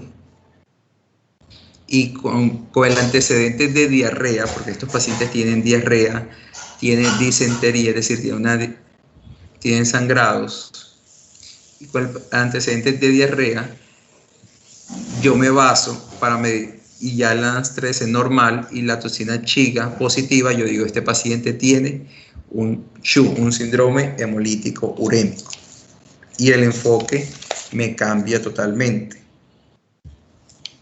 Principalmente porque en los pacientes con PTT el tratamiento es plasmaféresis y ellos realmente responden a la plasmaféresis y a la inmunosupresión. En cambio, los pacientes con SHU, que es el síndrome hemolítico urémico, el tratamiento es de soporte, es decir, yo tengo que mantener hemodinámicamente, si mi paciente requiere terapia de reemplazo renal, lo hago, etc. Y el paciente con SHUA, que es una alteración que el Adams 13 está normal, la toxina Chiga salió negativa, estos pacientes usualmente no tienen el antecedente de disentería porque no tenían la E. coli, sino es una alteración del complemento, se trata con eculizumab. Las microangiopatías trombóticas, que son esta parte del algoritmo que les ilustra su compañera, son un tema por aparte, pero siempre se caracterizan por presentar laboratorio de una anemia hemolítica, como lo son elevación de la LDH, elevación de la bilirrubina indirecta, la anemia, los reticulocitos elevados, porque es una anemia hemolítica, es decir, la médula sí está regenerando, la disminución de la lactoglobina, con el CUMS directo negativo, porque si fuera positivo sería una anemia hemolítica autoinmune y nos cambia el diagnóstico, y los tiempos de coagulación normal. Aunque parezca complicado, no lo es si hacen un buen esquema mental. ¿Me dice explicar o tienen alguna duda antes de avanzar? Si tienen alguna duda, yo vuelvo y los enfoco, vuelvo y repito, pero dígame para no avanzar o avanzar. Profe, vuelve y repita, porfa. ¿Puede repetir ese esquema, por favor? Cuando ustedes tienen un paciente con anemia, y en este caso trombocitopenia, ustedes tienen que pensar, ¿será que yo tengo una anemia hemolítica o no es una anemia hemolítica? Entonces, ¿cómo sabemos que es una anemia hemolítica? Ese tema pues no le hemos dado profundidad, sí lo mencioné en la clase, pero lo voy a volver a repetir, es porque tiene marcadores de hemólisis. Cuando los eritrocitos se hemolizan, liberan bilirrubina, que en este caso es indirecta porque todavía no ha sido conjugada a nivel del hígado. Cuando el eritrocito se hemoliza, libera LDH. Cuando el eritrocito se hemoliza, se consumen o disminuyen los niveles de aptoglobina. Y además que a nivel del extendido en sangre periférica aparecen eritrocitos hemolizados. Es decir, ya ustedes dicen, no por mi bilirrubina, por mi LDH, por mi extendido en sangre periférica, yo tengo una anemia hemolítica y una trombocitopenia. El siguiente paso es determinar si yo tengo un evento autoinmune o no autoinmune, porque eso nos cambia el manejo y el enfoque. Entonces yo hago una prueba que se llama el CUMS directo. El CUMS directo me sirve para saber si yo tengo anticuerpos preformados o no. Si el CUMS directo está positivo, si el CUMS directo está positivo y tengo una trombocitopenia, yo digo, bueno, yo puedo tener una anemia hemolítica, yo tengo una anemia hemolítica autoinmune y una trombocitopenia que puede ser autoinmune. Le puedo pedir los anticuerpos antiplaquetarios y diagnosticar el síndrome de Evans, que el síndrome de Evans es una anemia hemolítica autoinmune con una trombocitopenia autoinmune. Eso me cambia el manejo. Eso es corticosteroides, descartar lupus, etc. Del otro extremo es que mi anemia hemolítica, que ya yo le pedí la LDH que está elevada, la aptoglobina que está disminuida, la bilirrubina indirecta que está elevada, me dé el CUMS negativo. Es decir, es una anemia hemolítica no autoinmune, con esquistocitos, con trombocitopenia, perdón. Entonces, ahí yo tengo que mirar, ¿será que yo lo que tengo es una... Ahí tengo que mirar los tiempos de coagulación. Si los tiempos de coagulación están prolongados, yo digo, yo tengo una coagulación intravascular diseminada. ¿Por qué? O sea, yo puedo tener una coagulación intravascular diseminada, tengo que descartar CID. Tengo que medir niveles de fibrinógenos y hacer un control de los tiempos de coagulación. Si mi fibrinógeno se encuentra en menos de 1 gramo por decilitro. Doctor, una pregunta, disculpe. Usted usted para descartar la coagulación intravascular diseminada le manda el fibrinógeno y los tiempos de coagulación. Sí. Ahora bien. Profe, una pregunta. ¿Ahí se puede hacer la prueba de dímero D? El dímero D, lo que te hace, el dímero D tú lo puedes hacer, pero el dímero D tú lo haces como un valor. Es una prueba que tienes que saber interpretar con un valor pretest. Ejemplo. Te voy a dar un ejemplo cotidiano. El dímero D es como la troponina. Nosotros la mandamos cuando estamos sospechando una patología. Y cuando nosotros creemos que esa patología es de bajo riesgo. El ejemplo más claro es el tromboembolismo pulmonar. Si tú estás sospechando de tromboembolismo pulmonar o estás sospechando de coagulación intravascular diseminada o estás sospechando de COVID-19,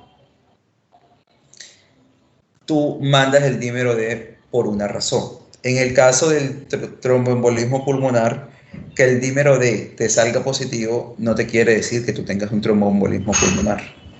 Pero si te sale negativo, te descarta el tromboembolismo pulmonar, porque tiene un valor predictivo negativo del 99.99%.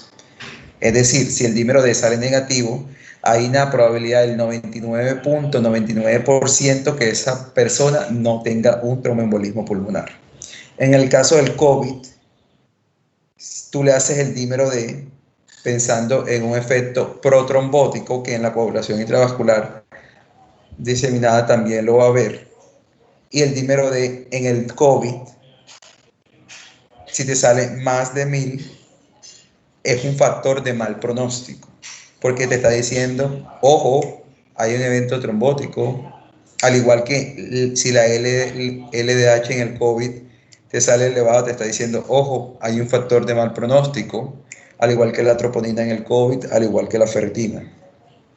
En la coagulación intravascular diseminada, si tú le mandas el dímero D, sí te va a salir positivo, al igual que si tienes un trauma, al igual que si estás embarazada, al final, al igual que si te golpeas. pero realmente no es una prueba que tú mandas en una 6D porque ya tú sabes que no la necesitas mandar porque te va a salir alterada, ¿me entiendes? O sea, es como si ya tú supieras lo obvio, entonces ¿para qué lo voy a mandar? Que la puedes mandar, sí, pero te va a salir alterada y no te va a cambiar el pronóstico porque ya tú sabes que esa prueba te va a salir alterada. Regreso. Ya pasamos de la anemia hemolítica autoinmune, estamos en la anemia hemolítica no autoinmune, porque el CUMS le dio negativo. Ustedes les hacen las pruebas de coagulación prolongados, descartar CID, tienen que pedir niveles de fibrinógenos, tiempos de coagulación, etcétera, y ver qué está causando la coagulación intravascular diseminada. Recuerden, bueno, no recuerden porque todavía no lo hemos dado, la coagulación intravascular diseminada no es una patología primaria, es decir, a ti, Angie, Samir o quien sea, no le da una coagulación intravascular diseminada porque sí, le da una coagulación intravascular diseminada porque tienes una infección severa que te está consumiendo los factores de coagulación y activándolos, porque tienes un sangrado que te está consumiendo las plaquetas y los factores de coagulación, porque tuviste un politrauma y también te está haciendo consumir los factores de coagulación, etc. Y si tienes los tiempos de coagulación normales y tienes una anemia hemolítica no autoinmune, tú en tu mente entras en un algoritmo que se llama MAT. MAT es microangiopatía trombótica. En la microangiopatía trombótica hay 3 patologías principales que ustedes tienen que descartar: la PPT, el CHU y el CHUA. Entonces, ¿cómo se descarta? La clínica y los laboratorios te la descartan. Así de fácil. Entonces, 1. El CHU y el CHUA tienen una afectación renal mucho más severa. Estos pacientes entran en terapia de reemplazo renal. La PPT no. La alteración del sistema nervioso se puede dar en las 3, aunque es más común en la PPT. La diarrea se da en el CHU, asociado obviamente a la E. coli por la toxina chiga. Pero ustedes básicamente en el laboratorio, cuando están sospechando una microangiopatía trombótica, le mandan el ADAMS 13.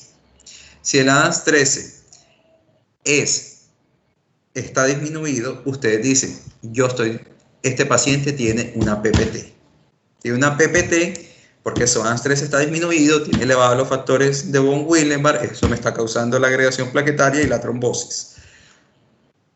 ¿Qué hago yo ahí? Plasmaferesis.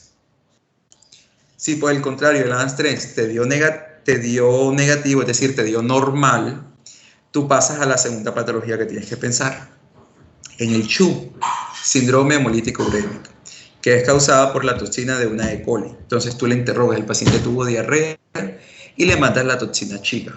La toxina chiga la hacen en los laboratorios, no sé si en Barranquilla, creo que la remiten a la Universidad de los Andes o otros laboratorios en Bogotá. Y si la toxina chiga te sale positiva, el tratamiento del CHU es soporte, es decir, tienes que soportar hemodinámicamente, terapia de reemplazo renal si lo requiere, etcétera, hasta que el cuadro se resolucione. Si el ADAMS 13 te salió normal, si la toxina chiga te salió normal y tú estás sospechando de una microangiopatía trombótica porque tienes hemólisis dado por anemia, elevación de la LDH, aumento de la bilirrubina indirecta, disminución de la lactoglobina, descartaste que fuera algo autoinmune porque le hiciste el CUMS directo que salió negativo, no tiene prolongados los tiempos de coagulación, por lo tanto descartaste una 6D, ya descartaste el ADAMS 13, lo tienes normal, descartaste una PTI, una PPT, y el CHU no lo tiene porque descartaste la toxina chiga que te salió negativa, entonces tiene un CHUA. Y el CHUA, que es el síndrome hemolítico urémico atípico, tiene un tratamiento que es eculizumab. Aun cuando ustedes no lo crean, estas patologías las tienen que pensar. Yo en mi residencia tuve 3 CHUA y el eculizumab es un medicamento tan costoso que el tratamiento puede ser de 500.000 euros en el año, que el laboratorio que comercializa el eculizumab, que es Alexion, si ustedes están sospechando de un CHUA, ustedes llaman al laboratorio y el laboratorio se encarga de hacer todas las pruebas. Adams 13, toxina chiga, se encargan de verificar todo porque a ellos les conviene que se diagnostique este tipo de patologías porque el tratamiento es de muy alto costo. Estamos hablando de casi 500.000 euros en un paciente por un solo medicamento. ¿Sí? Listo, hasta ahí. ¿Todos comprendimos? ¿O hay alguna duda?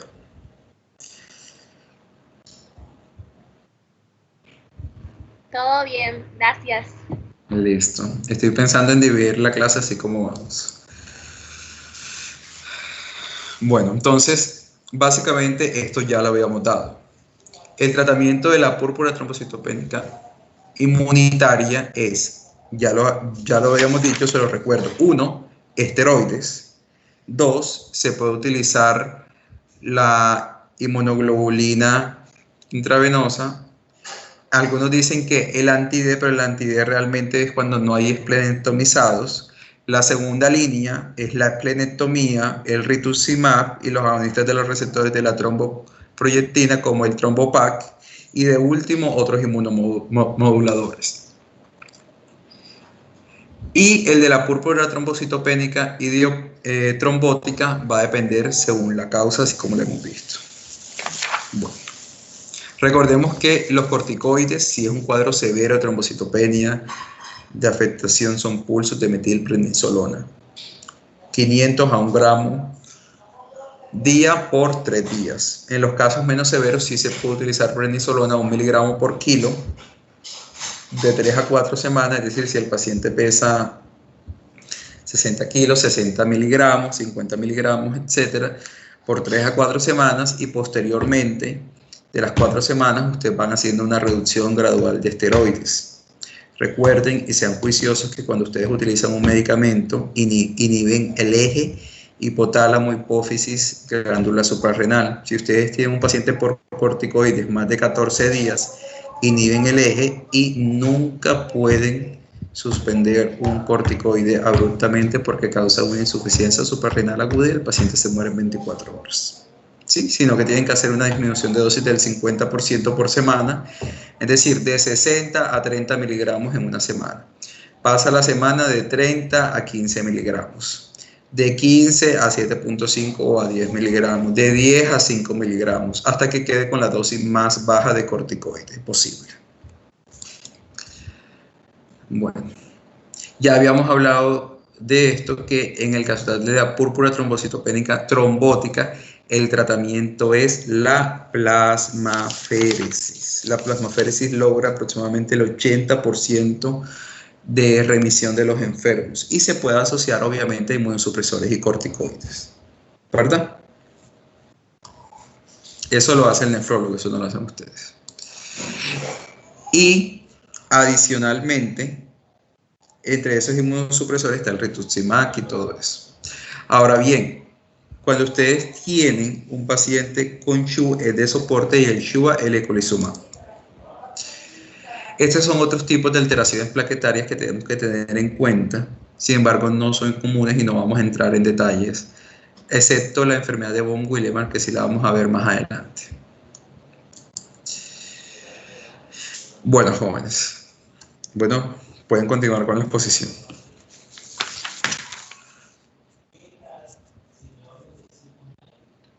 Aló. Buenos.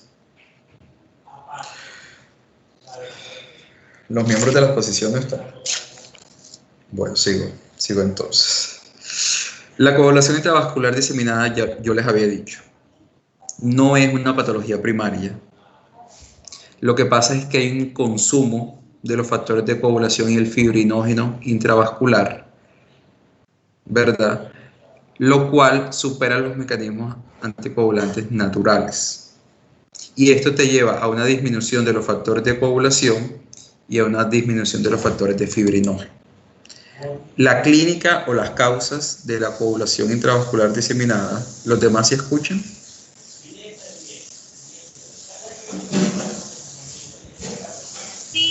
Sí, doctor, te escucha claro. Sí, profe. Las causas de la coagulación intravascular diseminada son varias. Es decir, Aunque ustedes vean esta cantidad de causas, la misma clínica del paciente te lo da. Ejemplo, si ustedes tienen un proceso infeccioso severo, que tienen a su paciente soportado con vasopresores y empieza con prolongación de tiempos de coagulación, con gingivorragia, ustedes miden fibrinógeno y está consumido menos de 1 gramo, ya ustedes están sospechando que la causa es su proceso infeccioso.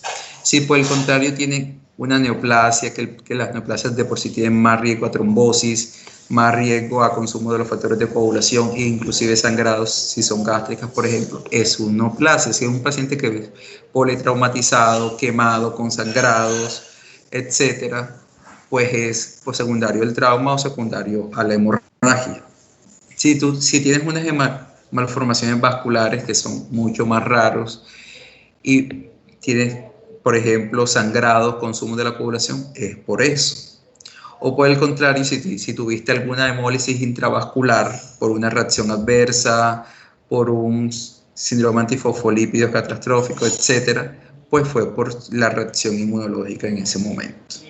Y obviamente si tú tuviste un paro cardiorrespiratorio, que no te iniciaron las compresiones a tiempo, tuviste éstasis sanguínea, recuerden que cuando hay éstasis se puede activar los factores de coagulación y después te iniciaron las compresiones, te desfibrilaron, te sacaron del paro, estás en UCI, pero puedes tener una 6D. Y recuerden que a nivel hepático se producen muchos, o la mayoría de los factores de coagulación.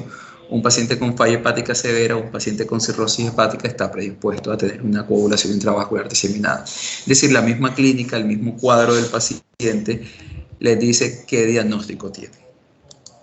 ¿Sí? Entonces siempre ustedes tienen que buscar la fisiopatología que está causando la 6D. ¿Cuál es el tratamiento de la 6D?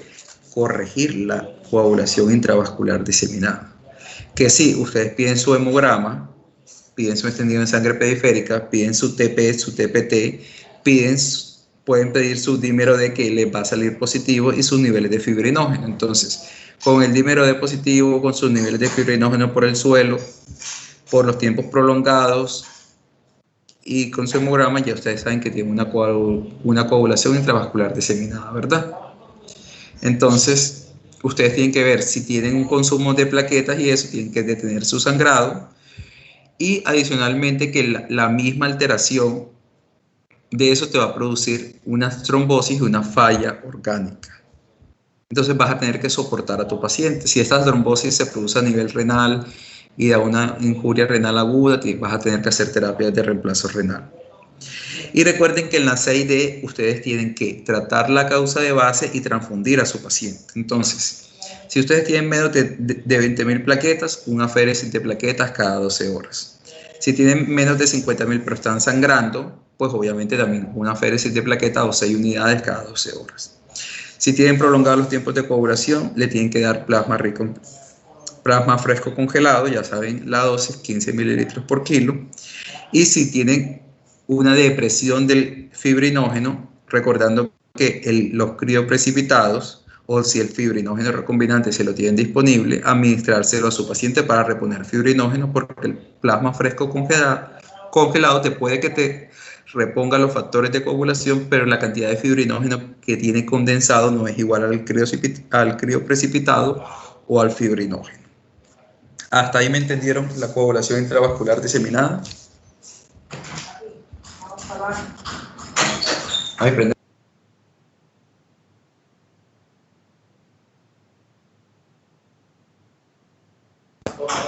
¿Sí entendieron la coagulación intravascular diseminada? Profe, ¿puede repetir otra vez, por favor? ¿Qué quieres que repita en particular? Desde las partes donde dicen depósitos de fibrina, y ahí me enredé un poco. O sea, esa imagen lo que te dice es que cuando tú tienes una activación sistémica de la coagulación, tú tienes ambos procesos.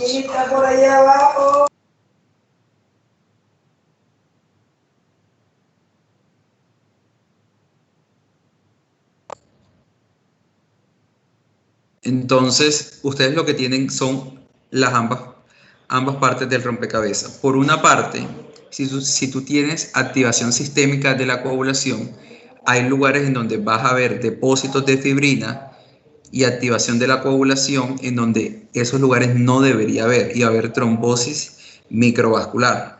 Si ocurren a nivel renal, te puede dar una incuria renal aguda. Si ocurren a nivel del miocardio, un síndrome coronario. Si ocurren a nivel pulmonar, un tromboembolismo pulmonar. Si ocurren a nivel de los miembros inferiores, a nivel venoso, una trombosis venosa profunda, y todo eso te va a llevar a una falla multiorgánica. Y por la otra parte, por la misma disminución de los factores de coagulación que se están consumiendo desorganizadamente y el consumo de plaquetas, te va a llevar a sangrado. Es decir, vas a tener los dos escenarios en un mismo paciente: sangrado por una parte y trombosis en otros órganos. Por eso es que ustedes tienen que reponer, tratar la causa subyacente y reponer plaquetas si es necesario, reponer plasma fresco si es necesario, medir niveles de fibrinógeno, y si están menos de 1 tienen que adicionar crioprecipitados, y si están en un lugar muy bueno en donde tienen el fibrinógeno condensado, administrar fibrinógeno directamente a su paciente y corregir la CID, tratar la causa subyacente y soportar. Eso es todo. Hay casos como la coagulación intravascular diseminada crónica, en donde los síntomas no son tan fuertes como la aguda. Usualmente son más restringidos a la piel y mucosa y las hemorragias son mucho más leves. No son tan comunes, pero los podemos tener. Y recuerden que el diagnóstico es excluyendo las otras, diagnosticando la causa subyacente, pensando en las diferentes causas. Hay una escala que dicen que podemos utilizar, que es la escala de la Sociedad Internacional de Trombosis y Hemostasia, en el cual, según un valor mayor o igual a 5, sea que, por ejemplo, tiene riesgos de enfermedad de base que puede condicionar sí o no el nivel de plaquetas, las pruebas de anticoagulación, el dímero D y la prolongación del TP y la disminución del fibrinógeno. Si te da mayor a 5, es compatible con una coagulación intravascular diseminada. ¿Sí? Pero algo muy importante que les tiene que quedar en su mente es que una vez que ustedes estén sospechando una coagulación intravascular diseminada por unos tiempos de coagulación prolongadas, etcétera, ustedes no necesitan el resultado del dímero D para iniciar tratamiento y soportar a su paciente. Lo pueden pedir, sí, pero no lo necesitan. Estas son las diferencias que ustedes pueden tener entre la CID aguda y crónica. Obviamente la CID aguda, que es la que más vemos en nuestro servicio de urgencias y en la unidad de cuidados intensivos, van a ver, todos los síntomas van a ser mucho más abruptos, van a haber procesos de coagulopatía evidentes, el comienzo va a ser agudo y la progresión va a ser mucho más rápido, los tiempos van a estar mucho más prolongados, las plaquetas más disminuidas porque el consumo es mucho mayor, el fibrinógeno, como todo se está consumiendo mucho más rápido, es mucho más difícil que el cuerpo lo regenere a nivel sanguíneo y va a estar disminuido y el pronóstico es grave. Todo lo contrario, la CID crónica, que el fibrinógeno puede estar normal, digamos que los productos de degradación de la fibrina también pueden estar elevados, los tiempos están prolongados pero levemente, el INR no tiene una prolongación tan grande y el proceso es insidioso. Usualmente ocurre en patologías, por ejemplo, las oncológicas pueden tener una coagulación intravascular diseminada más subclínica. Estos pacientes pueden tener el fibrinógeno disminuido, los tiempos prolongados, pero clínicamente tú no ves a tu paciente estable y los coágulos en ellos no son evidentes aun cuando sí los tengan. Ya esto es lo que habíamos dicho anteriormente. Hay que transfundir a nuestro paciente cuando lo necesitemos, teniendo en cuenta si requiere plaquetas, si requiere factores de coagulación, si requiere fibrinógeno.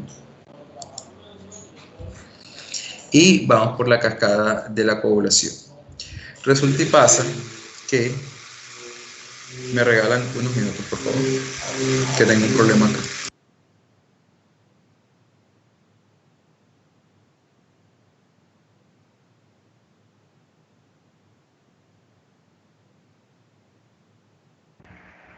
Señor Wanderley.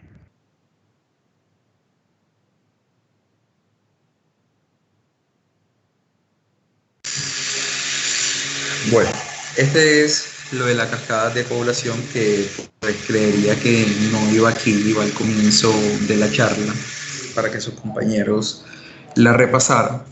Pues con motivos de tiempo no la vamos a dar a profundidad en este momento. Sin embargo, es importante que ustedes sepan que en el proceso de coagulación está tanto la activación plaquetaria como la activación de los diferentes factores de la coagulación que llevan el paso de trombina a protrombina y posteriormente de fibrinógeno a fibrina para la consolidación del coágulo. Cualquier proceso que aumente o disminuya la fina regulación entre los factores protrombóticos y los factores anticoagulantes en nuestra sangre nos va a llevar a patologías protrombóticas o patologías que nos hagan predispuestos al sangrado. Entonces, hasta ahora hemos visto la trombocitopenia inmune, hemos visto la púrpura trombocitopénica inmune, hemos visto la púrpura trombocitopénica trombótica, hemos visto la trombocitopenia inducida por la heparina y la coagulación intravascular diseminada. Adicionalmente, hemos visto un enfoque de las microangiopatías trombóticas. Ahora vamos a entrar en el detalle de los trastornos de la coagulación. En los trastornos de la coagulación vamos a ver las hemofilias y la enfermedad de von Willebrand. De la hemofilia tenemos que recordar que básicamente tenemos la A y la B. La A es por deficiencias del factor 8, es la más común, el 80% de los casos. La B es por deficiencia del factor 9 de coagulación, es el 15% de los casos, ¿verdad?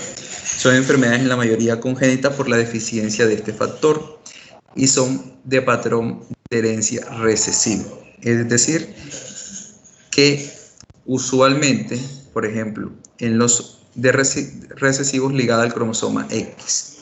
Esto es importante porque una mujer tiene 2 cromosomas X. Si tiene un alelo mutado o alterado, va a tener otro que supla la función para sintetizar este factor. Sin embargo, en los hombres es cuando viene la hemofilia. El problema de la hemofilia, los hombres somos XY. Al tener un solo cromosoma X y ese cromosoma tener la mutación que altera la producción del factor de coagulación, nosotros vamos a desarrollar la hemofilia. Es por eso que la hemofilia A se da en 1 de cada 10.000 varones aproximadamente. La B es mucho más raro, 50.000, 60.000, hay series de 70.000, 80.000 inclusive. Y aquí en la hemofilia hay un síntoma que ustedes tienen que tener en cuenta. Ustedes pueden tener un moretón, pueden tener un hematoma, pueden tener petequias cuando ustedes tengan algún trauma, pero en todo paciente, principalmente los pacientes jóvenes, porque la hemofilia, pues también según la severidad se va a ver la edad de diagnóstico, que tengan señales de sangrado, hematuria o petequias atraumáticas sin ninguna causa conocida, sin ninguna causa desencadenante, ustedes tienen que sospechar. Y hay un signo o algo que se presenta muy característico, muy frecuente en estos pacientes, y es la hemartrosis, que es el sangrado de las articulaciones, que es algo sumamente fatal porque obviamente, además de ser doloroso, tiene riesgo de infecciones y deforma las articulaciones, causando en estos pacientes artropatías. Y usualmente son en las rodillas, en los codos, en los tobillos, y son atraumáticos, o sea, son pacientes que con cualquier estímulo o inclusive sin ningún estímulo pueden hacer estos sangrados. Y ustedes le ven las rodillas edematizadas. Entonces, partimos de un paciente joven, que es más que todo cuando nosotros vamos a diagnosticar las formas severas o moderadas de la enfermedad, inclusive las severas en los primeros años de vida, por el mismo sangrado por el cordón umbilical, en donde el paciente sangra mucho.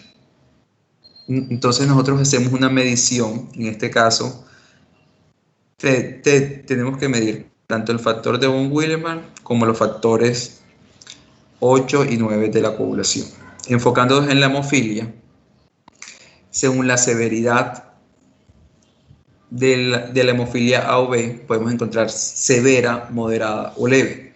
Severa es que al medir la actividad del factor, en este caso 8 o el factor 9, vamos a encontrar una actividad menor del 1%. Estos pacientes realmente en los primeros meses de vida, ustedes se sospecha el diagnóstico en pediatría o el médico general, hay sangrados espontáneos. Cuando se pinza el cordón umbilical son pacientes que usualmente no se cicatriza esa parte y siguen con sangrado, siguen con goteo. Eso llama la atención, múltiples petequias, múltiples sangrados en las articulaciones. El pronóstico de vida de estos pacientes es realmente muy bajo si no hay un diagnóstico a tiempo y si no hay suplementación de este factor. En la moderada es del 1 al 5%, ya obviamente las hemorragias son mucho menos frecuentes, ya se ven ligadas más a un traumatismo, pero no un traumatismo igual que a nosotros, sino a un traumatismo menor, que se cayeron, que se tropezaron, etc. Igualmente hay compromiso de las articulaciones, pero es mucho menor a la forma severa. Y la forma leve muchas veces puede pasar inadvertido en los primeros años de vida. Ya hay sangrados con un trauma mucho mayor o en pacientes con una cirugía menor que hay un sangrado normal y llama la atención. Siempre tener en cuenta que en nuestros pacientes hay que hacer una historia clínica, principalmente pensando en los antecedentes familiares. Obvio, muy importante en estos pacientes. 2, hay que hacerle un hemograma porque pues estos pacientes puede que tengan anemia o no según el nivel de actividad y los niveles de sangrados que tengan, los tiempos de coagulación. Obviamente en este caso el TP va a ser normal porque recordemos que la vía extrínseca no está alterada, el TPT va a estar prolongado y este TPT prolongado es lo que nosotros tenemos que ver por qué está prolongado. Entonces miren este posible diagnóstico que dice normal, hemofilia A y B. Analicen que el conteo plaquetario va a estar normal, el TP va a estar normal, pero el TPT va a estar prolongado. Y cuando nosotros tengamos ese TP prolongado, nosotros tenemos que pedir 3 pruebas. El factor 8 de la coagulación, el factor 9 de la coagulación y el factor de von Willebrand. Además del cofactor de ristoretina, ¿verdad?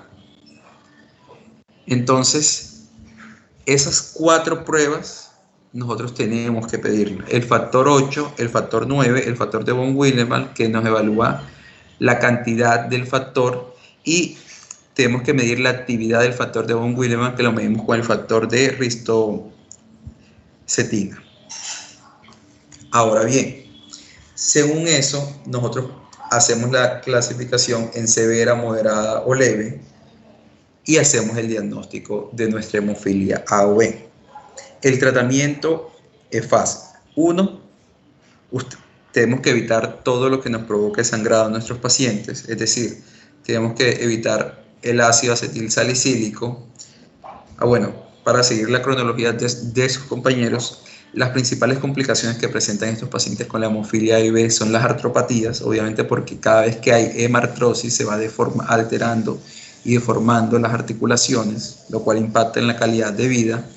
2, y esta es una de las complicaciones más severas, que es desarrollo de inhibidores contra el factor 8, contra el factor 9, porque recuerden que estos pacientes se suplementan con estos factores y por mucho que sea la suplementación pueden desarrollar unos inhibidores o anticuerpos contra estos mismos factores, empeorando la enfermedad. Y el tratamiento es básicamente evitar los antiplaquetarios, el ASA. Siempre se puede utilizar el factor recombinante o derivados del plasma y administrarlo para buscar unos niveles objetivos, ¿sí?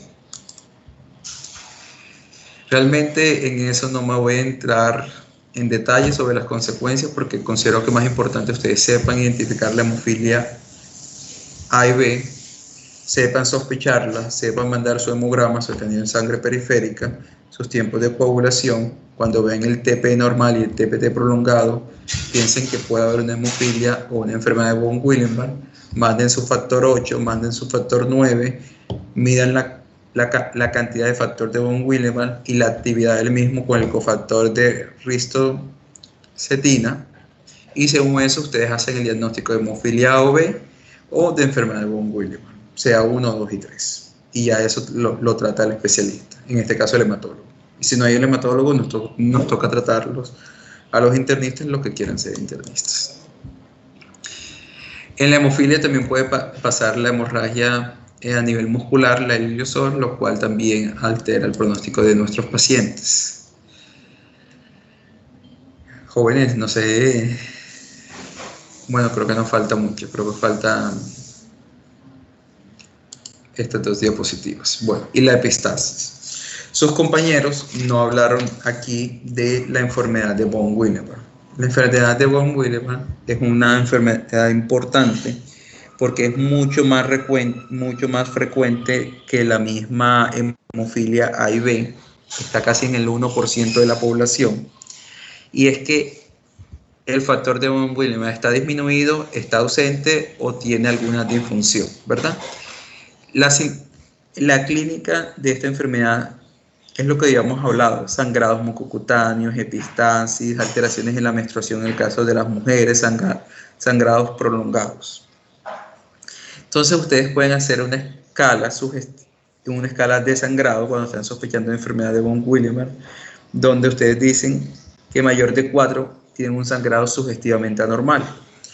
Y es ahí donde ustedes hacen el mismo esquema diagnóstico que habíamos hablado. Mandan su hemograma, sus tiempos de coagulación, ven que el TPT está prolongado. En este TPT prolongado miden el factor de von Willebrand, la actividad de este factor con el cofactor de ristocetina, el factor 8 y el factor 9 de la coagulación.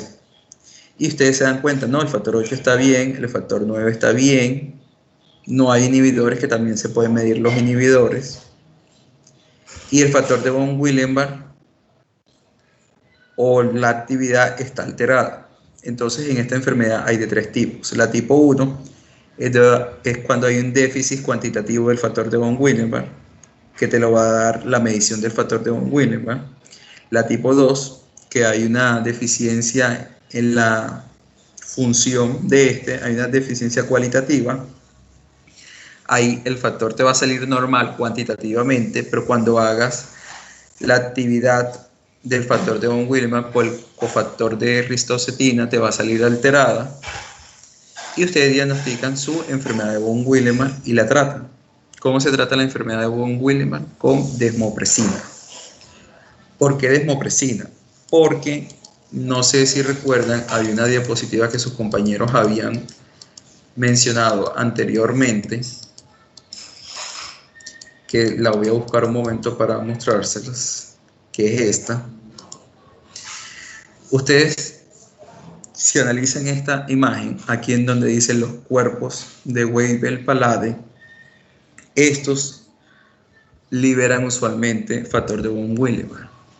Entonces, por ejemplo, en la tipo 1, que lo que hay un déficit cuantitativo de este factor, ustedes le dan desmopresina, porque esta lo que hace es estimular la liberación de factor de von Willebrand de estos cuerpos de Weibel-Palade.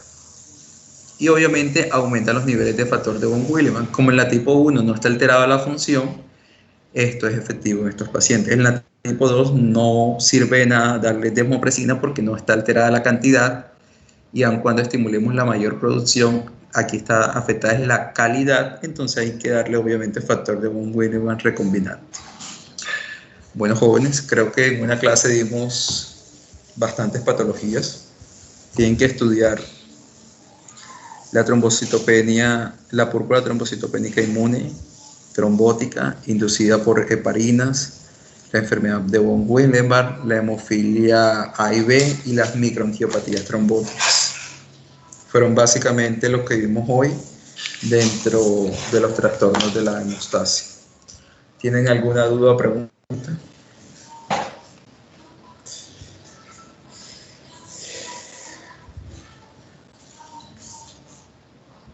No todos a la vez.